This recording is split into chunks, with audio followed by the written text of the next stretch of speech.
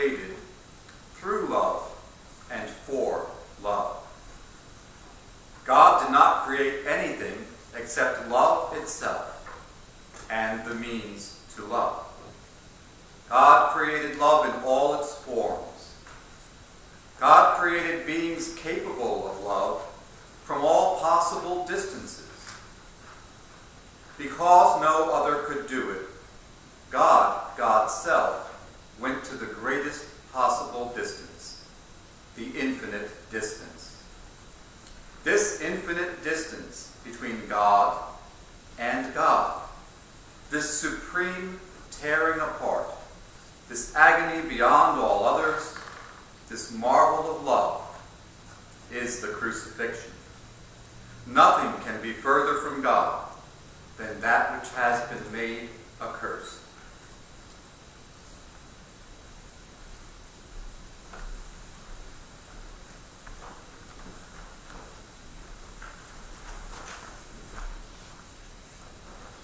Will you please stand in body or in spirit and join me in the call to worship? There really is nothing good about it. There is no good in violence, in fear, in injustice, in cruelty. Yet we call this day good because God was there that day. We call this day good because God is here this day. Knowing that God is with us, let us have courage to hear this terrible story once again. And let us worship God. Let us pray. As if it were not enough, Almighty God, that you have called into being all that is known and unknown, and hold the heavens in the hollow of your hand, we behave as though we were the center of the universe.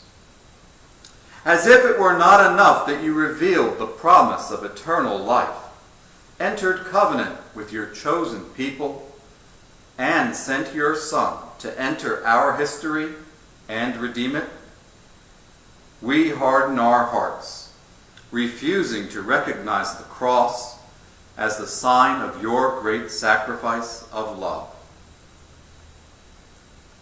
Soften our hearts this day. Grant us to know, to accept, and to receive the fullness of your love. In Jesus' name we pray. Amen. Now let us reflect on our common humanity. We can truly share only in a limited measure in the suffering of others. We are not Christ. But if we want to be Christians, we take part in Jesus' great love through responsible action and the facing of danger, and in true sympathy, which doesn't fear. That sympathy springs from Christ's freeing and redeeming love for all who suffer. Now in this time of difficult separations and isolation, we turn to you, our living God, always our sustainer, our supporter, our source. You move us to love of you, love of our neighbor. We, in our selfishness and in our ignorance of your purposes, often fail to love all that you have made, withholding your gift and your grace meant to flow through us. We pray now for your continuing forgiveness, for your steadfast love, and for the transformation of our lives promised in your Son, our Savior, Jesus Christ. Be with us, O God. Stay with us, renewing and strengthening us. Any time without you, in us and among us, is too long. Bind us up. Share us to each other. Maintain our mutual love, we pray, in Jesus' name. Amen. And And now let us pray our prayer for illumination. O long-suffering God, by your word, awaken all the good that sleeps in us. Banish all the fears that paralyze us, and put the power of your cross into our lives forever. Amen.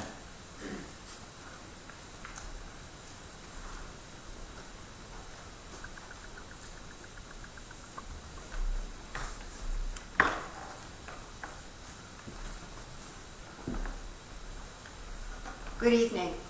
The scripture reading this evening is taken from Isaiah chapter 52, verses 13 through chapter 53, verses 12. The suffering and the glory of the servant. See, my servant will act wisely. He will be raised and lifted up and highly exalted. Just as there were many who were appalled at him, his appearance was so disfigured beyond that of any human being, and his form marred beyond human likeness. So he will sprinkle many nations, and kings will shut their mouths because of him. For what they were not told, they will see, and what they have not heard, they will understand. Who has believed our message, and to whom has the arm of the Lord been revealed? He grew up before him like a tender shoot, and like a root out of dry ground. He had no beauty or majesty to attract him to us, nothing in his appearance that we should desire him. He was despised and rejected by mankind, a man of suffering and familiar with pain. Like one from whom people hide their faces, he was despised, and we held him in low esteem. Surely he took up our pain and bore our suffering, yet we considered him punished by God, stricken by him, and afflicted. But he was pierced for our transgressions. He was crushed for our iniquities. The punishment that brought us peace was on him, and by his wounds we are healed. We all, like sheep, have gone astray. Each of us has turned to our own way, and the Lord has laid on him the iniquity of us all. He was oppressed and afflicted, yet he did not open his mouth. He was led like a lamb to slaughter, and as a sheep before its shearers is silent, so he did not open his mouth. By oppression and judgment he was taken away. Yet who of his generation protested? For he was cut off from the land of the living. For the transgression of my people he was punished. He was assigned a grave with the wicked, and with the rich in his death. Though he had done no violence, nor was any deceit in his mouth. Yet it was the Lord's will to crush him and cause him to suffer. And though the Lord makes his life an offering for sin, he will see his offspring and prolong his days, and the will of the Lord will prosper in his hand. After he has suffered, he will see the light of life and be satisfied. By his knowledge, my righteous servant will justify many, and he will bear their iniquities. Therefore, I give him a portion among the great, and he will divide the spoils with the strong, because he poured out his life unto death, and was numbered with the transgressors. For he bore the sin of many, and made intercession for the transgressors.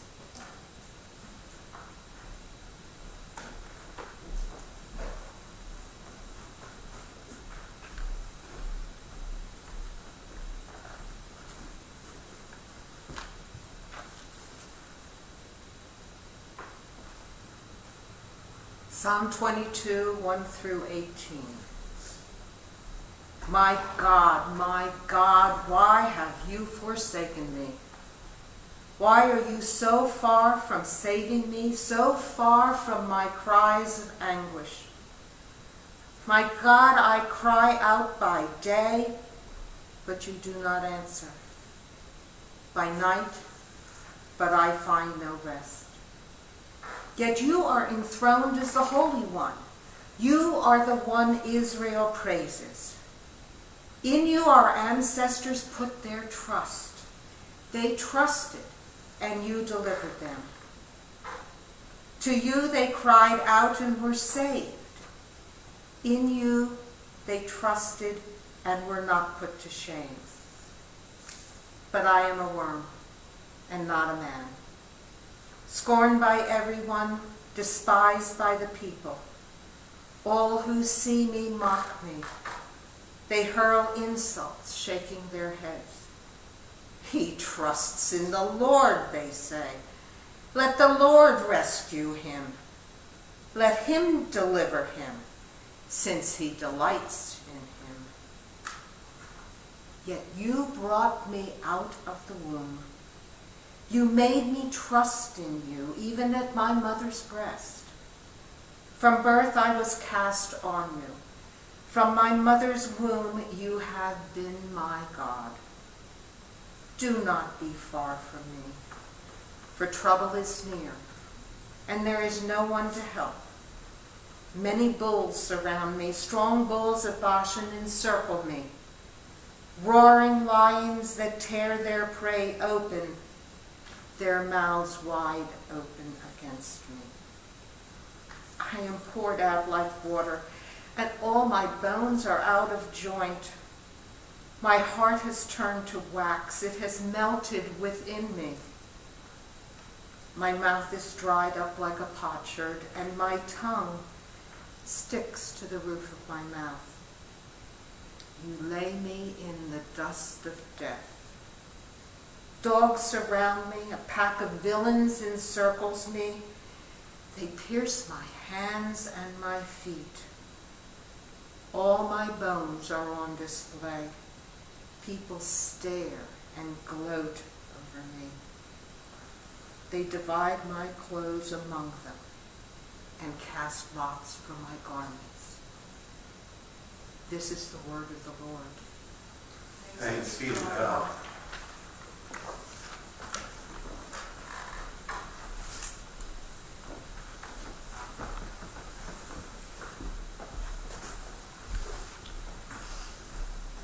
Tonight's sermon will be replaced by a reading with some modifications of Voices Around the Cross. We do not have an individual but a corporate copyright for that by the publishing ministry Wellspring, and the date of the copyright is 2000. The persons in order are John, the disciple and evangelist, possibly the beloved disciple, Mary Magdalene, Mary, the Mother of God, Dismas, which is a traditional name for the good thief, and a Roman soldier. If you can remember our Taizé tune, Jesus, Remember Me, we will be singing that as our brief musical interludes.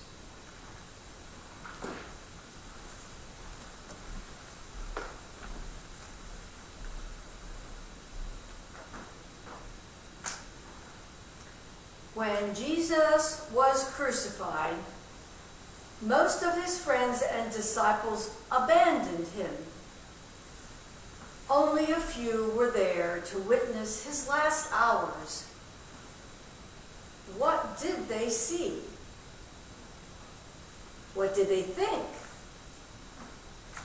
What did they feel?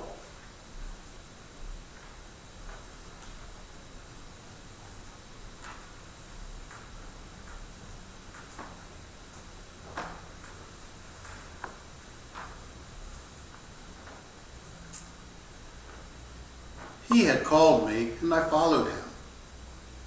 Last night, I leaned my head against his shoulder and listened to his words. Words that came from God. His words always spoke of the love of the one who sent him, But he didn't speak to those who accused him. No words of hatred, nothing about revenge or punishment. He spoke the words of God. And now, those words are being silenced by the violence of men. The word of God is still silenced by violence and cruelty. The word of God is stifled by fear and embarrassment. For the times when we have stood by and allowed the word to be suppressed and silenced, let us seek God's forgiveness.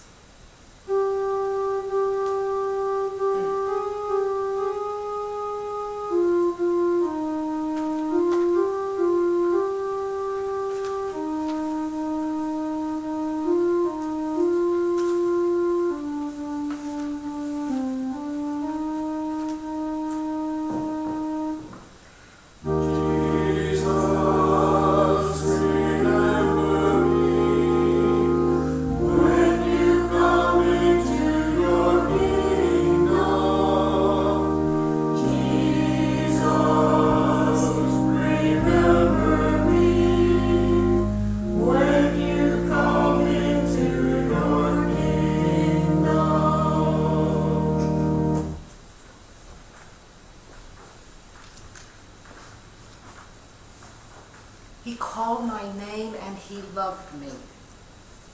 His touch healed me, bringing me back into life. But to touch him now would only make his agony worse. I cannot say goodbye. They have wrenched him away from me, from us, and nailed him to a cross.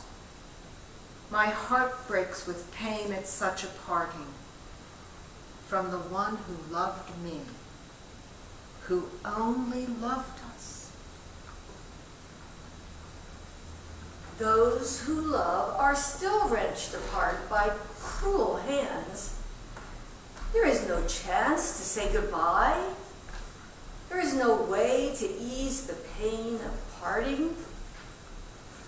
For the times we have been immune to the pain of refugees, ignored the cries of those in an agony of separation,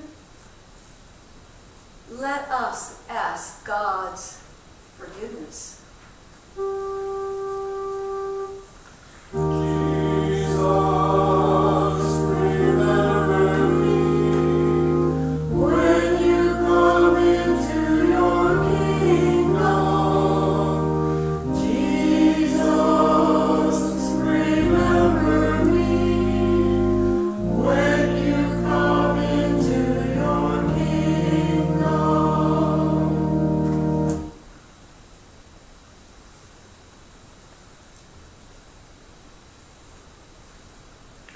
A sword shall pierce my heart. Where do those words come from? Echoing around in my head. A sword shall pierce my heart. Yet, the Almighty has done great things for me. I do not understand. My spirit rejoiced in God, my Savior, for he looked upon me, my lowliness, and raised me up. Now, my son, the promised one, is raised up. He cries out in agony and abandonment, my God, why have you forsaken me? O God, our God, why have you forgotten us? People still stand at the foot of the cross, sharing the agony of those they love, witnessing the anguish of abandonment by those who could make a difference, the people with power and authority, and they truly wonder, where has God gone? For the times that we have allowed people to be abandoned to evil, are just uncaring forces when we have failed to act or speak on their behalf.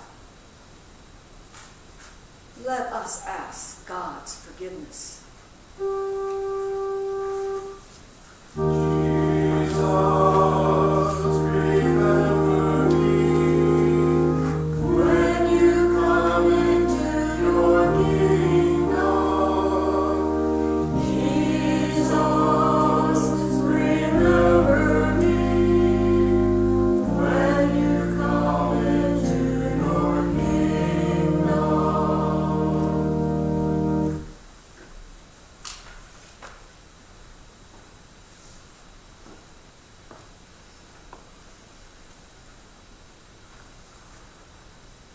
I hurt.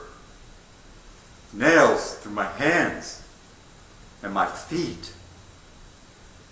Death, come quickly. But the one they call Jesus, he doesn't deserve this. It ends here. No hope. I don't want to die. I don't want to be lost forever.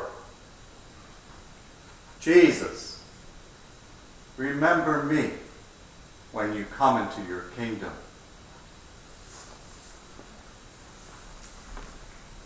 To lose hope is the worst agony.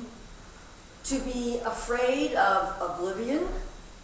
To call on the name of Jesus, though, is a sign of hope, even in despair.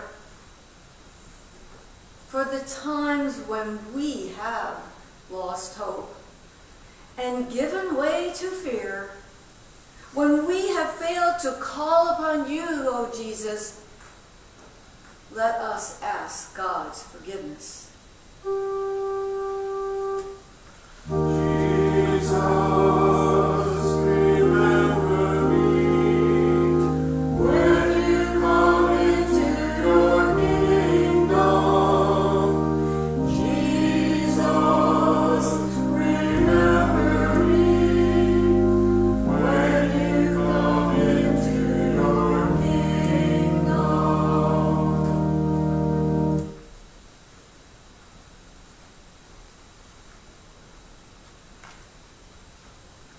It's just a job.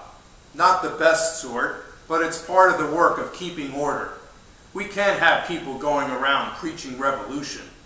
If they won't keep quiet, well, the law takes its course. My job is to make sure it's done efficiently. This one's different, though. I don't know how, but I never heard one ask for us to be forgiven. Makes you think. That's what did it. When he asked his Father to forgive us, he's different. Maybe he is the Son of God. For God so loved the world that God gave God's only Son, so that everyone who believes in him may not perish, but have eternal life. God sent the Son into the world, not to condemn the world, but so, through him, the world might be saved.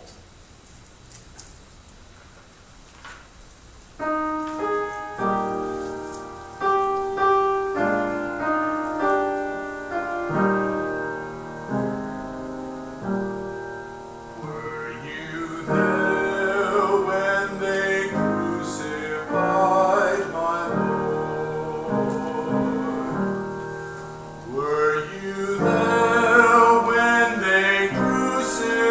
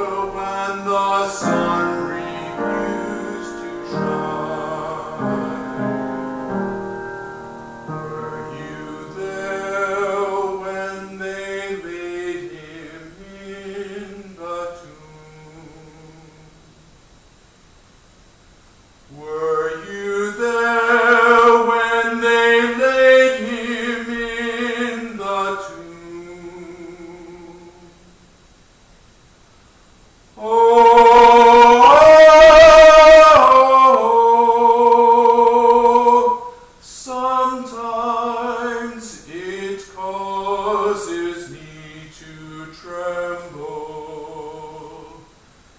tremble, tremble. Were you there when they laid him in the tomb?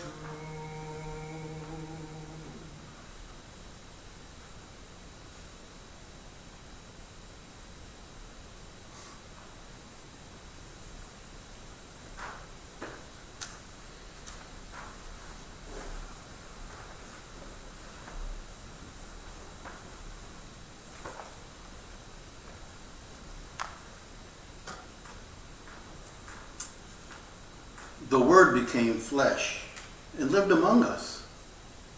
But the world, though it had its being through him, did not recognize him. But to all who do recognize him, he gives the power to become children of God.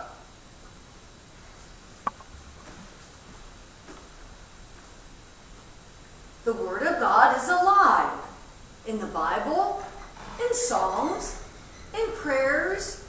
In our everyday life we see God. In the face of the world's apathy, we still find ways to hear and live the Word of God. The Word can never be silenced. Jesus is the Lamb of God.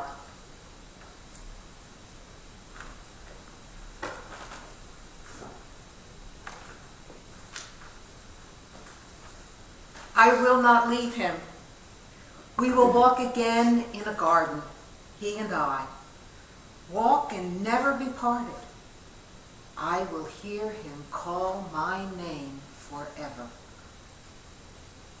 Soon, and very soon, children will be returned to the arms of their parents. The loved and the lost will be reunited. Soon the forgotten prisoner will receive a letter and know that someone knows their name. Soon, very soon, the pain of parting will give way to the radiance of joy in reunion. Blessed be the Lamb of God.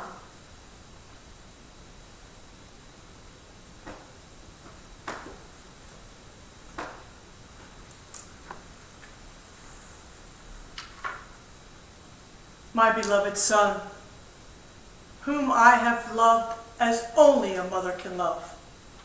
I walk beside him through the valley of death, so that he knows he is not alone.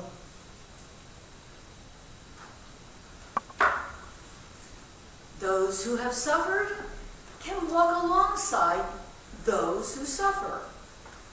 Those who have witnessed suffering and dying of a loved one can understand the depths of pain and grief of another. God's people can walk beside the suffering children of God until the day all are reunited in the city of God and sit at God's table. Blessed be the Lamb of God.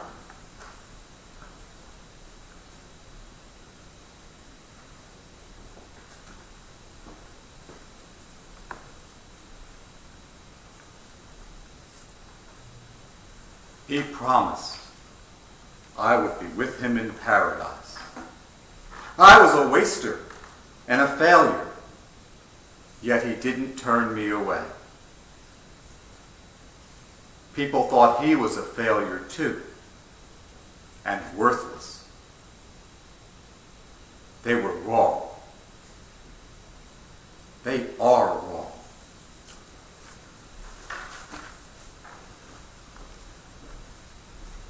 Jesus was despised and rejected and shared the lot of the wretched and the poor.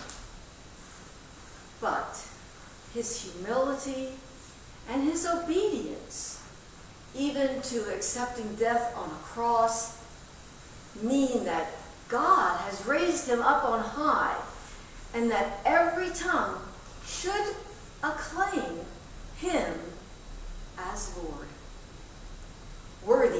the Lamb that was slaughtered to receive power and wealth and wisdom and might and honor and glory and blessing. To the one seated on the throne and to the Lamb be blessing and honor and glory and might forever and ever. Amen. And the people said amen. Amen.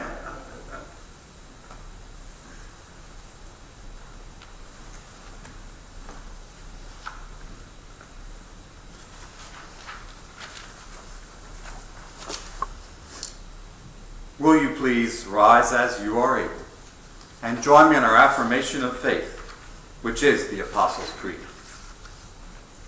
I believe in God, the Father Almighty, maker of heaven and earth, and in Jesus Christ, God's only Son, our Lord, who was conceived by the Holy Spirit, born of the Virgin Mary, suffered under Pontius Pilate, was crucified, dead, and buried.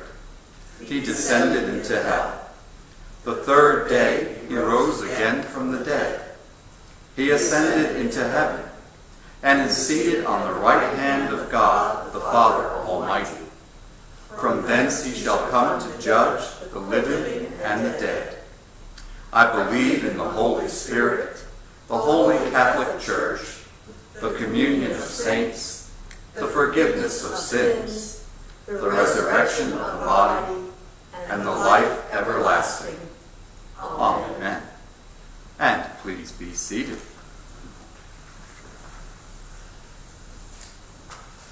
And let us pray. Faithful God, we pray for the hungry and the homeless, the deprived and oppressed, the sick, the wounded, and those handicapped. We pray for those in loneliness and fear, in confusion, doubt, and despair, for the sorrowful and the bereaved. Comfort all who sorrow. Strengthen all who suffer. Hear the cry of all who call on you in any trouble, and give them joy in receiving your aid. Give us, we pray, the strength to serve them through Jesus Christ, our Savior. We are all witnesses to the suffering of our Lord. We are all witnesses on this day, and increasingly every day, to the suffering of all people, to the suffering of our people, to the suffering of our very own. We hardly know what to pray. We hardly know what to do. Yet Jesus set us the simplest possible example. Pray. Do. In our doubt, let us pray. Let us do. In our fear, let us pray. And let us do. Out of our hearts, out of our love, let us pray. Let us do. Hear this from Patrick of Ireland. May the strength of God pilot us. May the power of God preserve us.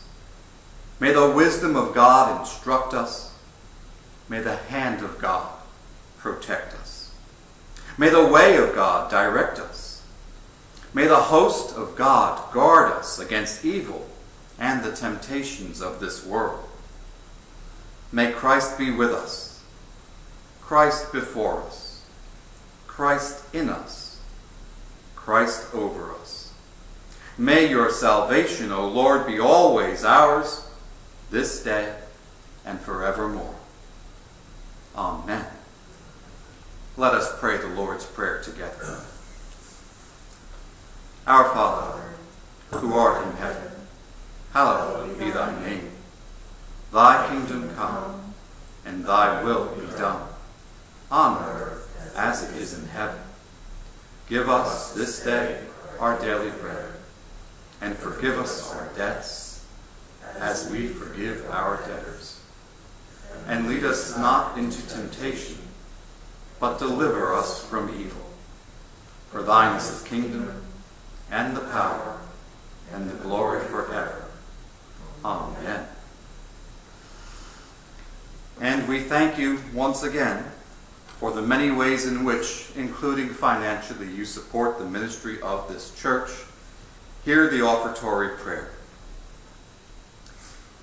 Generous God, in this time when, socially isolated, we may be focused only on what we do not have, remind us, O God, of all that we do have.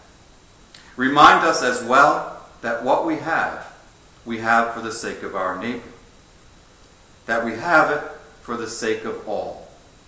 Strengthen us to gladly part with what we do have, and so to participate in your coming kingdom, building up your great shalom. Amen. Friends, I charge you thusly. Almighty God, look with mercy on this your family, for whom our Lord Jesus was willing to be betrayed, given into the hands of sinners, and crucified. The story of your Son's suffering is written on our hearts, and the salvation of the world is in his outstretched hands. Keep his victory always before our eyes, his praise on our lips, your peace in our lives, we pray. Now, friends, I entrust you to God and to the message of God's grace, a message that is able to build you up and to give you the inheritance with all who are sanctified. Now may the grace of our Lord and Savior Jesus Christ, the love of God, and the fellowship of the Holy Spirit be with you and remain with you this day and every day. Amen.